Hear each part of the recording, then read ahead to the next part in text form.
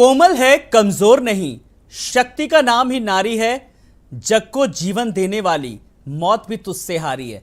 पर यहां पर कुछ तस्वीर बदली बदली सी नजर आई, खास करके एक बार फिर प्रियंका जी की ओर रुख करेंगे। प्रियंका जी, जब हम नारी सशक्तिकरण की बात करते हैं, महिला सशक्तिकरण की बात करते हैं, लेकिन वो शक्ति कहां पर, किस पर इस्तेमाल करनी चाहिए, शायद अब यह भी कुछ सीखना होगा, या सिखाना होगा महिलाओं को, क्योंकि पिछले कुछ ऐसे मामले सामने आए। बड़ी जिम्मेदारी से इस सवाल का जवाब।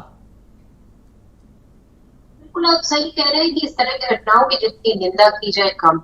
किसी को भी आप जो है अपशब्द कहने के लिए ऑथराइज नहीं, और आपको इसके लिए क्षमा भी मांगनी चाहिए और अपने अंदर ग्लानि भी महसूस होनी चाहिए।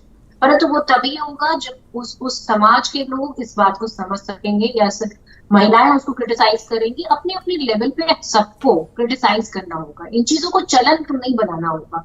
इन चीजों को एक इनकी जो है जितनी निंदा हो सकती है की जानी चाहिए, तभी समाज में एक जो है बिल्कुल, ये मैंने शुरुआत में कहा था, एक सभ्य समाज इस तरीके की चीजें कभी भी बर्दाश्त नहीं करेगा। चलिए मनीष जी, मैं आपके पास आ रहा हूं। आपने देखिए नैतिक शिक्षा की बात करी, सभ्यता की बात करी, संस्कारों की बात करी। ये सब चीजें कभी कभी जैसे जब सोचो, मैं बहुत प्रैक्टिकली सवाल का जवाब पूछ रहा हूं, जब आप अपने शहर में रहते हैं, जब आप अपने पैतृक जगह पर रहते हैं, तब तक तो लगता है चीजें हैं, आपके काबू में हैं, आपके कंट्रोल में है। लेकिन जैसे ही आप बाहर निकले और आपकी ये चीजें कहीं ना कहीं बेकाबू हो जाती, नहीं लगता ये बहुत बड़ा एक फैक्टर है? आलोक जी, देखिए, हमें थोड़ा सा पीछे जाना होगा और थोड़ा सा इसको आध्यात्मिक तौर पर भी हमें सोचना होगा। इसलिए कि हम जिस देश में रहते हैं, इस देश में आध्यात्म का बहुत महत्व है। मैं इस बात को इसलिए कहना चाहता हूं कि जैसे हम प्रकृति के साथ जब खेलते हैं, प्रकृति के साथ जब हम छेड़छाड़ करते हैं, तो प्रकृति अपना विकराल रूप दिखाती है। मैं ये बात इसलिए कह रहा हूं कि कोरोना का जो समय था, उसने इंसान की मानसिकता को बहुत बदल दिया है। इसलिए कि जीवन यापन करने का तौर तरीका बदल गया है, जीवन जीने के जो तौर तरीके थे उसमें बहुत बड़ा बदलाव है। और सबसे बड़ी बात आपसे बताएं, जब आज के आधुनिक युग में जो जी रहे लोग हैं, ये जीवन की पद्धति जो जीने की थी उसको इन लोगों ने बदलने की पूरी कोशिश किया है। एक ऐसा तबका है 5% से लेकर के 10% जीवन जीने वाला एक ऐसा तबका है जो बड़े बड़े शहरों में रहता है और ग्लैमर लाइफ जीता है। वो जो समाज है वो दिन को रात समझता है और रात को दिन समझता है। जब रात होती है तब बहुत लंबे समय तक उनके बहुत सारे ऑफिसेज में काम होते हैं, बहुत सारी मार्केटिंग होती है, बहुत सारे। तो जब हम रात को दिन समझने की प्रवृत्ति और दिन को रात समझने की प्रवृत्ति, और सबसे खास बात आपको बताएं, सूर्य का धूप हम पहले लेते हैं तो शरीर में एक ऊर्जा का संचार होता है, लेकिन अब इलेक्ट्रिक लाइटों के अंदर हम अपना जो जीवन यापन कर रहे हैं, इसका हमारे जीवन पर बहुत बड़ा दुष्प्रभाव पड़ रहा है। और आपके देखने में मिल रहा होगा कि जिस तरह से युवाओं के ऊपर तमाम बीमारियों का प्रभाव पड़ा है और जिस तरह से बहुत तेजी से लोगों की जानें जा रही हैं, इसका यह परिणाम है कि हम अपनी मूल धारणा से, मूल जो हमारी जीवन शैली थी उससे हम दूर भाग रहे हैं। उसी में हमारे स्वभाव में उग्रता आया है, हमारे स्वभाव में बदलाव आया है। और सरकारों को भी यह बात सोचना चाहिए कि जब तक समान शिक्षा लेकर के नहीं आएंगे, जब तक शिक्षा में भेदभाव रहेगा, जब तक लोगों के जीवन में भेदभाव रहेगा, जब तक ऊंच नीच का भेदभाव रहेगा, जातीय संतुलन नहीं बनेगा, धार्मिक संतुलन नहीं बनेगा, और लोगों में मतभेद नहीं, मनभेद नहीं, लोगों में एकता का जब तक संदेश नहीं दिया जाएगा, लोगों को एक रूप में, एक भारतीय नागरिक के रूप में नहीं देखा जाएगा, तब तक इस तरह की घटनाओं हमारे समाज में घटती रहेंगी और इसका दुष्परिणाम हमको झेलना पड़ेगा। चलिए, आने वाले समय में इस तरीके की घटनाओं की पुनरावृत्ति ना हो। शमसी आजाद जी, कुल मिलाकर के सरकार जिस तरीके से अगर योग को लाती, पूरे विश्व को देखिए योग करा दिया, और योग से पूरे अनुशासन भी आता है, सारी चीजें आती हैं, एक संदेशा देने की कोशिश की गई, उसके बाद भी लेकिन सवाल उठ रहे हैं।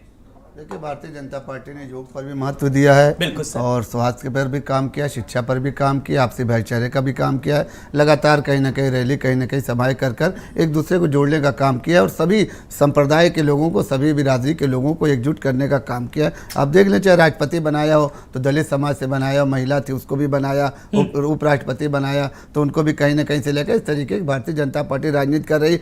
कहीं पर भी भेदभाव, कहीं पर, मुझे शमसी जी आपको एक मिनट के लिए रोकना चाहता हूं। मनीष जी, जब राष्ट्रपति के बारे में जब जातिगत आधार पर आप जब बताते हैं कि हमने फला समाज से राष्ट्रपति बनाया है, तो दुख होता है। अब आप वही बात, भारत का प्रथम नागरिक वही बात जातियों से जाना जाएगा, वही भारत का प्रथम नागरिक धर्मों के आधार पर जाना जाएगा, तो ये भारत लोकतांत्रिक देश है। अरे अभी हम भारत अभी सभी हम जात, किसी- सभी अभी धर्म, ब्राह्मण सभी को बना मजहब देते। और सभी पंथों को मानने वाला देश ब्राह्मण है। को बना देते तो भी आप चिंता करते कि लो ब्राह्मण को बना लिया, ब्राह्मणों का वोट साधने के लिए। तो ये आपकी गंदी मानसिकता, इसका हम हमारी कोई इलाज गंदी नहीं कर मानसिकता सकते। नहीं है। हम देश इसका के अंदर हम जिस इसका तरह से, इलाज नहीं देश कर के अंदर सकते। जिस तरह से इसका जातियों इलाज को लेकर के, इसका धर्मों को इलाज लेकर के, इसका पंथों को इलाज लेकर इसका के, भाषाओं को इलाज लेकर के, इसका जिस तरह से इलाज आपने मतभेद इसका पैदा इलाज किया है, 2000 आपने लड़ाया है, इसका समाज को इलाज विखंडित किया है, इसका समाज इलाज में जिस तरह से भेदभाव इसका पैदा किया है, इलाज आज देश 2017 हमारा संकट में है। में प्रदेश की जनता ने किया। देश में जिस 2017 तरह में से आपने आपको निजीकरण किस तरीके करके से भगाया, सरकारी सेवाओं को उसके बाद समाप्त किया है। 2022 आज में भी सरकारी कर्मचारी हमारा ये डरा हुआ है। आज आपकी हमारा बैंक व्याकुलता, कर्मी डरा हुआ ये है, आज हमारा व्याकुलता, अध्यापक डरा हुआ ये है, व्याकुलता, आज हमारा ये व्यापारी उतावलापन, डरा हुआ है, आज हमारे छोटे ये काश्तकार आपका डिप्रेशन, किसकी ये चीजें सत्ता हड़प ली जाने जाए के बाद और आपका अपने मानसिक अडानी और अंबानी संतुलन बंधुओं ये को साफ दिख हाथों रहा में सौंप दी जाए। है। ये साफ दिख रहा है पूरा कि किस देश आज तरीके से देशभक्त को लेकर के। समाजवादी पार्टी के लोग सत्ता जाने के बाद किस तरीके से मानसिक संतुलन अपना खो देते हैं। समाजवादी दर्शकों लोग से निवेदन है समाजवादी कि इनकी विचारधारा बातों के को साथ सीरियस जीवन न जीते लें। हैं। मैं समाजवादी दर्शकों लोग से हाथ जोड़ के कभी भी निवेदन करूंगा विचलित नहीं कि होते। ये आदमी इसलिए समाजवादी कि पार्टी हम का लोग किसी के कार्यकर्ता साथ है, भेदभाव नहीं इसको आप करते, उल्टा समझे। किसी के साथ ये छुआछूत सत्ता नहीं जाने करते। के बाद हम लोग समाजवादी समाज पार्टी को के कार्यकर्ता एकता का संदेश इसी देकर तरीके के से बात करते हैं। बाबा ये आपस समाजवादी में भिड़ करके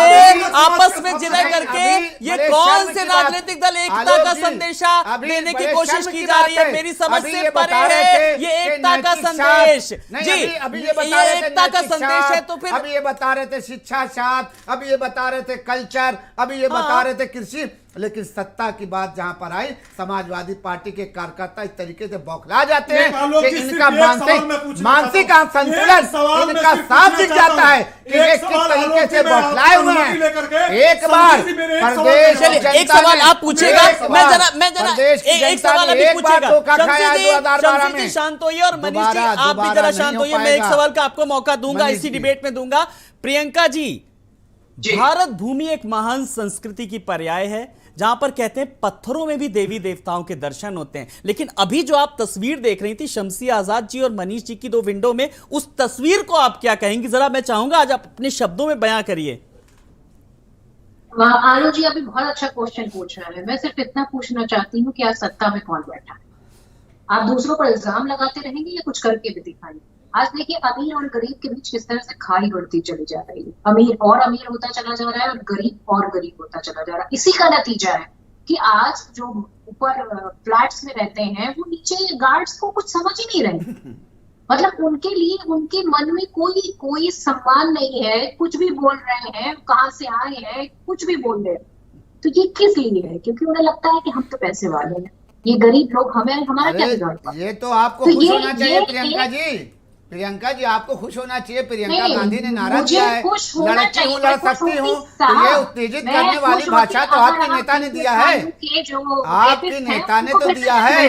तो आज चर्चा इस पर क्यों हो रही है कि किसने मनु सिंघवी को रखा, किसने किसको रखा? बात इस पर चर्चा नहीं, मैं आज कोई राजनीतिक मुद्दा लेना नहीं चाह रहा हूं। चलिए अब मुझे शमसी आजाद जी, कुल मिलाकर के जब हम परिवर्तन की बात करते हैं, परिवर्तन की बयार की बात करते हैं, जो महिलाएं लगातार उग्र हो रही, आपको क्या लगता है कि किस तरीके से परिवर्तन की जरूरत है? क्या कुछ ऐसी वर्कशॉप या कुछ ऐसी सामाजिक संस्थाओं को इस बारे में आगे आना चाहिए? किसने क्या किया मेरा ये मुद्दा नहीं है। जब तक विपक्षी पार्टियां देश में एकता का संदेश नहीं देंगी, जब तक विपक्षी पार्टियां, ये विपक्षियों की जिम्मेदारी है। एक जो ये पुशअप करने का काम जो है विपक्षी पार्टियां करती हैं, ये भड़काने वाला काम, ये मुद्दा बनाने वाला काम, ये सारा काम विपक्षी चलिए ठीक है, आपके सवाल का तुरंत कट टू कट सवाल का कट टू कट जवाब। प्रियंका जी जल्दी से आज मुझे आप कहिए कि भाई महिला ने भद्रता की तो हमने उनको जेल में डाल दिया। भूमिका अदा कर रहा है आज इसमें साथ देगा, जो ये मुहिम चलाएंगी, जिस तरीके से बीजेपी मुहिम चलाएगी और आप लोग उसका समर्थन करेंगे। चलिए जल्दी से। नहीं देखिए बीजेपी सुनिए मुहिम चला सकती है, लोगों को बांटो और राजनीति करो। अमीरों को और अमीर बनाओ, गरीबों को और गरीब बनाओ। रोजगार के नाम पर लोगों को 4 साल के लिए जो है अमीर बना दो। नहीं, अगर वो महिलाओं को जागरूक कर रही है, जिनकी मानसिकता थोड़ी सी विकसित हो रही है, थोड़ा सा उग्र हो रही है, थोड़ा दबंगी दिखा रही है, उनके लिए अगर सरकार कुछ करती है तो विपक्ष कितना साथ देगा? इस सवाल का जवाब दीजिए प्रियंका जी जल्दी से। देखिए सत्ता के दम पे ही सारे जितने जो है सब जितना बोल रहे हैं ना, सब सत्ता के दम पर। कहीं ना सत्ता थोड़ी देर छोड़ दीजिए, थोड़ी देर सत्ता छोड़ दीजिए कि आप कांग्रेस की प्रवक्ता और ये बीजेपी के प्रवक्ता है। मैं तो एक आम नागरिक के सवाल पूछा था आपसे। मैंने पहला भी सवाल भी आप देखिए आप महिला प्रियंका हैं, जी, आप ये महिला जो हैं, जी, सुनिए, आप आप महिला हैं तो थोड़ा महिला धर्म भी निभाइए, महिलाओं के धर्म की बात करिए, महिलाओं की रक्षा की बात करिए, हर जगह राजनीति करिए। लोग इंसान को इंसान नहीं समझ रहे हैं और हम खुश होंगे। क्यों खुश होंगे? बेरोजगारी का स्तर इस कदर बढ़ रहा है, हम खुश होंगे। महिलाओं के साथ आए थे रेप केसेस हो रहे चलिए हैं, ये खुश उनका होंगे। दर्द, ये उनकी जो उनकी भावना ये अरे बोलो। हम चलिए तो मनीष जी हम आपके चाहते पास हैं आ रहा कि हूँ। आप जब इसके मैंने लिए कुछ सरकार काम से करिए। पूछा अब इसके लिए किस तरीके की कार्य योजना करने की जरूरत है कुछ, तो उन्होंने कहा कि अगर विपक्ष भी साथ देगा तो बहुत सारे प्रोग्राम वो चलाएगी आने वाले समय में इसके लिए। चलिए अब मैं आपसे टिप्पणी चाहूंगा सर। हाँ आलोक जी, हाँ भारतीय जनता पार्टी एक नारा देती है, सबका साथ, सबका विकास, सबका विश्वास। ये 3 पिलर हैं भारतीय जनता पार्टी के राजनीति में। जब भी कोई भारतीय जनता पार्टी का छोटा या बड़ा नेता मंच पे जाता है तो सबसे पहले ये कहता है सबका साथ, सबका विकास, सबका विश्वास। ये 3 बात जब कहता है तो 3000 से ऊपर देश में ईडी के छापे पड़े, सीबीआई के छापे पड़े। लेकिन क्या ऐसी बात है कि गुजरात में एक भी सीबीआई और एक भी ईडी का कर्मचारी गुजरात की सीमा में प्रवेश नहीं किया? जबकि आप भी जानते हैं कि देश का इकलौता ऐसा राज्य है जहां पर सबसे ज्यादा उद्योगपति रहते हैं और सबसे ज्यादा बड़े व्यवसायिक लोग रहते हैं। वहां पर क्या आयकर का छापा नहीं पड़ना चाहिए था? क्या यह देश, पूरा देश, समूचे राज्यों में, देश के समूचे राज्यों में चोरी लोगों ने किया है? हमारे संपूर्ण देश के लोगों ने, जितने भी हमारे व्यापारी बंधु हैं, सबको भारतीय जनता पार्टी ने चोर बना दिया, बेईमान बना दिया, डाकू बना दिया।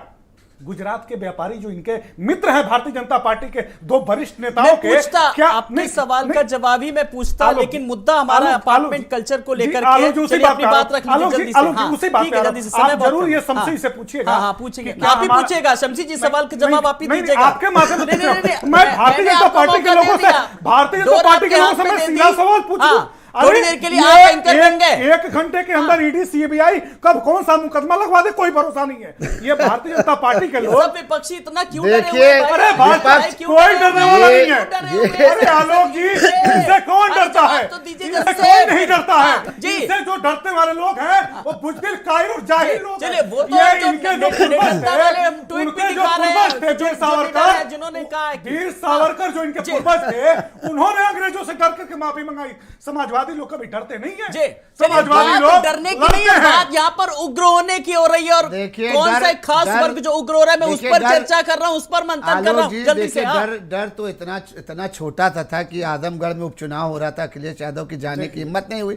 डर इतना बड़ा था कि रामपुर में चुनाव हो रहा था। सुन लीजिए, हमारे पूर्वांचल में ये कहावत बड़े कही जाती शर्म है की बात है, भैंस के आगे शर्म बीन की बजावे, बात भैंस यह करे है पगुआई। कि ऐसी सवाल कौन सी पूछी जा रही है? ऐसी ये आजमगढ़ पार्टी, चुनाव पे जीते हुए ऐसी हैं। पार्टी जो अपने को वीर और शूरवीर साबित करना चाहती है, वो ईडी के डर से सड़क पर नहीं उतर रही है, जनता का साथ नहीं दे रही है, महंगाई और भ्रष्टाचार के विरोध में जो है जलसा PWD में हम लूट रहे हैं, ये शर्म की PWD बात में है। आप तबादले कह रहे के हैं, नाम पे हम लूट आप रहे कह रहे हैं हैं कि अपराध हम इतना लोग, है, हम ये जनशक्ति विभाग को हम लूट रहे हैं, चोरी हम कर रहे हैं, बेईमानी हम हम कर रहे हैं। आज रुक जाइए शमसी जी, मेरे सवाल की जल्दी से सुनिए। अपराध पे नहीं, हम बात दबंगई को लेकर के कर रहे हैं। इसके लिए सरकार का क्या कुछ प्लान है? आप लोग किस तरीके से काम करेंगे? चलिए जल्दी से, मेरा सुझाव है आपसे। कहा था कि हाँ, भारतीय ठीक जनता है। पार्टी समय समय पर अपने अधिकारियों को, अपने मंत्रियों को लगातार निर्देशित करती रहती है। और आप देख रहे हैं कि उत्तर प्रदेश में आज भी जो माफिया हैं, जो गुंडा हैं, जो इस तरीके का अपराध कर रहे हैं, उनको किसी भी तरीके से बख्शा नहीं जा रहा है। चाहे नोएडा में महिला से बदतमीजी, महिला ने खुद बदतमीजी की हो, चाहे वो पुरुष अवस्थी ने बदतमीजी, त्यागी जी ने बदतमीजी की हो, किसी ने भी अगर बदतमीजी की, अगर उसका अपराध साबित हुआ तो उसको तुरंत जो है जेल की सलाखों के पीछे भेजा गया। ऐसा नहीं किया गया है कि उसका बचाव किया गया है या उसको कहीं से कहीं पुरस्कार दिया गया है। अगर उसका अपराध साबित हुआ, उत्तर प्रदेश योगी जी, प्रियंका जी, जब सरकार ये संदेशा देने की कोशिश कर रही है साफ तौर पर किसी को बख्शा नहीं जाएगा, तो फिर विपक्ष क्यों इतने सवाल खड़े कर रहा है भाई? देखिए आलोक जी, जिस तरह से बलात्कारियों को बचाने का काम लगातार करते चले आ रहे हैं, वो समाज के ऊपर एक बहुत बड़ा जो है बोझ पैदा करते चले जा रहे हैं। समाज उससे पूरी तरह से दूषित होता चला जाता है। ये जाति और धर्म देखकर लोगों को पकड़ते हैं, अदरवाइज इनका बुलडोजर भी उधर ही घूमता है। अरे प्रियंका जी, बड़े शर्म की बात है कि आपकी पार्टी का भी तो कोई बयान आना चाहिए। आपकी पार्टी को भी तो इनके खिलाफ उतरना चाहिए। कुछ नहीं है, लोगों में एकता और लोगों में जो भाईचारा है उसको किस तरह से तबाह किया जाए, इसके अलावा इनके पास कोई प्लान ऑफ एक्शन नहीं। प्रियंका जी, एक सवाल का और जवाब, जो आज की डिबेट का एक सवाल, one of the question for you, कि अगर मैं चाहूं कि इस जो किस तरीके से जो चीजें सामने आई हैं दबंगई, प्रियंका जी के हाथ में अगर कमान दे दी जाए, पावर दे दी जाए, तो कैसे दूर करेंगे? पहला स्टेप क्या होगा प्रियंका गुप्ता जी का? देखिए, चूंकि ये समाज में सबसे, समाज की एकता के लिए, समाज में आपस में सामंजस्य बनाने के लिए, अमीर गरीब की खाई को दूर करने के लिए कोई एक दिन का प्रोग्राम नहीं चलाया जा सकता। इसके एग्जाम्पल लगातार सेट करने पड़ेंगे। आपको लोगों को काम से लगाना पड़ेगा, लोगों को रोजगार देना पड़ेगा। जैसे जैसे बेरोजगारी का स्तर कम होगा, वैसे वैसे लोगों के अंदर अपने काम के प्रति, अपने लोगों के प्रति सम्मान की भावना आएगी। अब अमीर गरीब की जब तक खाई दूर नहीं करेंगे, तब तक इस तरह की चीजें कभी नहीं कम हो सकती। ये तो एक केस है जो निकल कर सामने आया। आप रोड पर चली जाइए, आए दिन लोग गरीब लोगों को इस तरह से बिहेव करते हैं। अमीर लोग पैसे वाले को खुद को अपना क्या समझते हैं। आप नेता मंत्री देख लीजिए, चप्पल जूते चलाने लगते हैं तुरंत। तो ये प्रियंका जी, बड़े अच्छे आपने सुझाव दिए हैं। मनीष जी, जो अमीर और गरीब के बीच की जो खाई है, बहुत हद तक जो पनप रही हैं चीजें, जो दुष्प्रवृत्तियों को कहीं ना कहीं जन्म देती, इन सबको भी दूर करना चाहिए। अगर ये सब चीजें दूर होती, यानी कि हम रूट तक जाएं, गहराई तक जाएं, तो बहुत हद तक इस तरीके की समस्याओं पर, जिस पर आज हम चर्चा कर रहे हैं, दबंगई को लेकर के, गुंडागर्दी को लेकर के, अपार्टमेंट कल्चर को लेकर के, शायद ना करनी पड़े, मुझे लगता है। देखिए आलोक जी, सभी वर्ग, सभी धर्म, सभी जात, सभी पंथ को एक समरस भाव से जब तक हुकूमतें अपनी निगाहों से नहीं देखेंगी, तब तक समाज में वैमनस्यता पैदा होता रहेगा। इसलिए कि हम बार बार एक बात पर हमेशा इस बात को इसलिए जोर देते हैं कि हमें नैतिक शिक्षा पर ध्यान देना पड़ेगा, और नैतिक शिक्षा के साथ साथ समान शिक्षा ये बहुत जरूरी है। इसलिए कि जो परिवार हमारा होता है, जब एक तरह का बड़ा प्राइम मिनिस्टर का लड़का हो या गांव के मेहतर का लड़का हो, जब दोनों एक शिक्षा हासिल करेंगे, क्लास में एक तरह की पढ़ाई करेंगे, तो उनके अंदर भेदभाव नहीं होगा। कभी कहीं पे मिड डे मील मिलता है तो कहीं उस मिड डे मील में कीड़ा मिलता है, कहीं पर बच्चों को बिस्किट मिलता है, कहीं पे पार्ले जी खाने को। तो खान पान की जो असमानता है, जो रहन सहन की असमानता है, जो सामाजिक जीवन में जीने की असमानता है, इन सभी असमानताओं को जब तक हम दूर नहीं करेंगे, प्राइवेटाइजेशन को जब तक नहीं रोकेंगे, तब तक हमारा देश भौतिकवाद की तरफ जितनी तेजी से बढ़ेगा, हमारा देश कमजोर होगा। सांस्कृतिक तौर पर, सामाजिक तौर पर, आर्थिक तौर पर और व्यापारिक तौर पर हमारा देश कमजोर होगा। इसलिए कि बड़े व्यापारियों को और छोटे व्यापारियों को जब एक निगाह से आप नहीं देखेंगे, तो व्यापारी में जब उद्योग हमारा आपकी नजर में बराबर नहीं होगा, व्यवसाय जब तक हमारा आपकी नजर में बराबर नहीं होगा, मतलब हुकूमत की नजर में हमारे हर वर्ग, हर समाज, हर तबका, जब असमानता की जो खाई है, इसको कहीं ना कहीं पाटने की जरूरत है। एक अच्छा सुझाव देखिए आया है शमसी जी, प्रियंका जी ने भी कहा और मनीष जी ने भी कहा, अब असमानता की खाई है, इसको दूर करना है, तो बहुत हद तक इस समस्या से निजात मिल सकती है। इसको के लिए किस तरीके के कदम उठाएगी देश की जनता जानना चाहती है। भारतीय जनता पार्टी ने हमेशा एक होने का नारा दिया है, सबका साथ सबका विकास, और सभी धर्मों का बराबर से सम्मान किया है, सभी लोगों को बराबरी का दर्जा दिया। कहीं पर भी उनके फार्म में या उनका कहीं पर भी अगर कोई योजना लागू होती है, तो उसमें कहीं से अलग से कोई अरे बात, फिर वही बात, गुजरात में क्यों नहीं, तो बात आप हमारी अभी आप देखें तिरंगा यात्रा, तिरंगा यात्रा का जो तिरंगा लगाने का काम, क्यों नहीं पहुंची, जो तिरंगा लगाने का काम, एक छोटा सा सवाल, जो तिरंगा लगाने का काम मोदी जी ने हिंदुस्तान में दिया है। ये वीआईपी कल्चर था, एक आदमी झंडा फहराता था, नीचे सब ताली बजाते थे, वहां पर इन्होंने पूरी समानता का अधिकार दिया। आज हर आदमी अपना फोटो तिरंगे के साथ लगा रहा है, क्या ये समानता नहीं है? लेकिन ये समाजवादी पार्टी इसको पता नहीं पाएगी। समाजवादी पार्टी तिरंगे के साथ गुजरात में क्यों नहीं गई, सीबीसीआईडी अरे अपराधी उत्तर प्रदेश में है, अपराधी दिल्ली में है, जहां अपराधी रहेंगे वहां सीबीआई जाएगी, वहां ईडी जाएगी। गुजरात के अपराधी है तो आप बता दीजिए। अरे आप बताइए भाई, केंद्र में सरकार थी, कितने गुजरात के अपराधी पकड़े गए बताइए? कांग्रेस की सरकार में। हमारी कब सरकार थी? कांग्रेस की सरकार थी। सवाल कांग्रेस से पूछिए, आपकी सरकार, आपसे सवाल पूछ रहा हूं। आपकी सरकार अब न बनेगी ना आप बना पाएंगे, क्योंकि आपकी तुष्टीकरण की राजनीति, आपके बंटवारे की राजनीति है। और आप आज जिस तरीके से बयानात देंगे, आप जिस तरीके से ज्योतिष का है, जो जनता के बीच में रहेगा, जो जमीन पर काम करेगा, वही आएगा सत्ता में। आपके जैसे नेता, अहंकारवादी नेता कभी जनता के साथ रह नहीं सकते। भारतीय जनता पार्टी जनता के साथ है, जमीन पर उतर के काम करती है, घर पे बैठी नहीं रहती, अच्छा। ट्विटर करके कौन सा काम कर रहे हैं? एयर कंडीशन में जमीन बैठ के काम हड़पते हैं करती आपके नेता। है। ये आप जमीन हड़पते हैं आप आपके उत्तर नेता। प्रदेश में दोबारा लूटते आ नहीं हैं। पाएंगे। सरकारी आप संस्थाओं समझिए। को लूट करके ये लूट अपने पाट उद्योगपति जिस मित्रों की तरीके से खोली को- अखिलेश यादव ने टोटी चुराने तक का काम किया था, उत्तर प्रदेश की जनता जानती है। चलिए, ये है राजनीतिक दलों की सोच, ये है राजनीतिक दलों की भाषा। बात देखिए हम कर रहे हैं संस्कृति की, बात हमने की सभ्यता बात की, हमने किया बात भाई, हमने की क्या हमारा सहयोग संस्कारों करेगी की। पक्षी? तो और देखिए, अगर लेकिन ऐसा जवाब काम हमें हो रहा किस है, तरीके के मिल रहे नहीं, हैं। नहीं, बात नहीं। ईडी की हो रही है, हम बात संस्कार कार्यशालाएं की कर रहे हैं, लगाना बात चाहिए। ईडी की हो रही है, हम बात सभ्यता की कर रहे हैं, तो किस तरीके से सीबीआई की बात हो रही है। लेकिन मुद्दा ये नहीं है, मुद्दा ये कि इतनी परेशानी है कि गुंडागर्दी जो गुजरात बढ़ में रही है, CBI दबंगई नहीं बढ़ रही है, नहीं इसको कैसे रोका जा सकता है। आज तमाम सारे मेहमानों ने अपनी अपनी बात रखी, लेकिन जो चीजें निकल करके आई हैं, सबसे पहले आप सब मेहमानों का बहुत बहुत शुक्रिया। मनीष जी आपका भी, प्रियंका जी आपका भी, शमसी आजाद जी आपका भी बहुत बहुत शुक्रिया। तो जो एक सुझाव के तौर पर या कंक्लूजन के तौर पर कहें कि जो असमानता की जो खाई है उसको दूर किया जा सकता है, तमाम सारे मेहमानों ने ये सुझाव रखे। अब सरकार को कहीं ना कहीं इस पर फोकस करने की जरूरत है। नमस्कार।